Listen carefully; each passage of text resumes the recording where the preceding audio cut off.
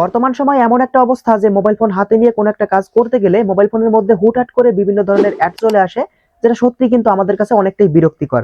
তো আজকের এই ভিডিওতে আপনাদেরকে ছোট্ট একটা সেটিং দেখাবো। এই সেটিংটা আপনার ফোনে করে রাখলে আপনার মোবাইল ফোনে কিছু হলেও অ্যাড কিন্তু আগের থেকে কম আসবে, যেটা আপনি কিন্তু অ্যাড বন্ধ করে রাখতে পারবেন। তো কিভাবে আপনি এই সেটিংটা করবেন, যেটা আপনার মোবাইল ফোনেই রয়েছে, আপনি খুব সহজেই করতে পারবেন। চলুন দেখিয়ে দিই। তার আগে অবশ্যই আমাকে ফলো করে রাখুন এবং চ্যানেল থেকে দেখলে অবশ্যই সাবস্ক্রাইব করে সাথে থাকবেন। তো এবারে আপনি প্রথমে আপনার ফোন থেকে আপনার ফোনের সেটিংটা ওপেন করবেন। উপরে সার্চ বারে ক্লিক করে এখানে লিখবেন প্রাইভেট ডিএনএস। এরপর দেখতে পাবেন প্রাইভেট ডিএনএস নামে একটা অপশন চলে আসবে, এটার উপরে ক্লিক করবেন। এবারে দেখুন 3 নম্বরে একটা অপশন রয়েছে, আপনার ফোনে হয়তো অন্যভাবেও থাকতে পারে।